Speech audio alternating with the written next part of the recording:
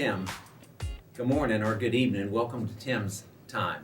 You caught me. I'm just looking over my recipe. Half a teaspoon of rosemary, tablespoon of olive oil, 2 tablespoons of butter, cayenne pepper, and on and on and on and on. I'm not really a chef. In fact, through the years, my mother taught me some when I was a teenager, and Donna has taught me a little bit so I could help her out around the house.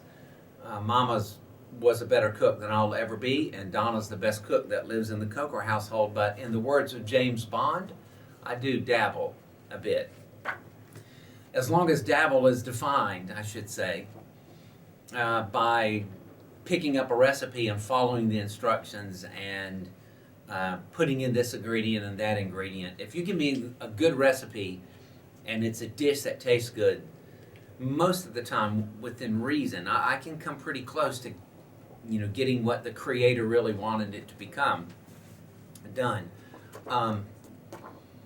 What does that have to do with Christmas? If you're following with us, you know that we've gone back to the angel on that first Christmas night, appearing to the shepherds, for behold, I bring you good tidings of great joy, which shall be to all people. For unto you is born this day in the city of David a Savior, we talked about that, which is Christ, we talked about that last week, the Lord. The Lord is our topic for our third discussion of Christmas. And what in the world does a recipe have to do with the Lord? Well, there are really only two views of the lordship of Jesus Christ, per se. When I receive Jesus as my Savior and as the Christ and as my Lord, it really only means one thing. It means that He's sovereign over my life. He's now my new master. That's what the Greek word Lord means. He's just the boss. But we come at that from one of two ways. You come at that from one of two ways. You either, first of all, think in terms of He's this rough and tough, I'm in charge guy, and by gosh, you're going to do what I say because these are my commandments. Kind of like my dad used to say, not always, but, Daddy, I want to stay out till 11:30. No, I want you home at 11. All my friends are staying out till 11:30 or midnight. I want you home at 11. You're not all your friends. Daddy, why in the world is 11 so important? Why can't I stay out later than 11? And Daddy would respond, nothing good happens out after 11. Daddy, you're wrong, da-da-da-da-da, until we finally got to those monumental words that you have heard if you have not uttered in your life. Why do I have to come home at 11? Because I said so. Well, you can look at the lordship of Jesus that way. In fact, most people that I know kind of do. They don't necessarily trust His commandments, and they don't necessarily think He is all wise and all knowing and all loving. But somehow He told them they're supposed to read the Bible and pray and do this and do that, and they at least know that they're supposed to do it. Why? Because He said so.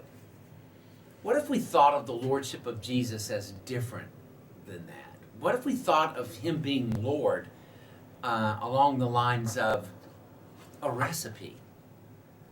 I want you to pray, and I want you to spend time with me in the Word, and I want you to forgive, and I want you to give, and I want you to place your spouse first, and I want you to set proper priorities on your calendar, and I want you to attend church and be around other believers. And all of these are ingredients that I know if you will do, and you will do them with a cheerful and proper attitude, and do them with an intensity and a passion that exudes the best you can be, you will become, as nearly as you can become in this world, what your Creator designed you to be.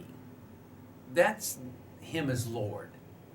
And so the next time you say, well, you know what? Jesus is my Lord. Lord, I pray that you'd help me do this. Maybe Not because he said so, even though he did. Maybe because he really knows best. And he's going to cook up something wonderful in your life and, more importantly, through your life if you will just follow his directions. Savior, Christ, or Messiah, and Lord. Merry Christmas. Have a fantastic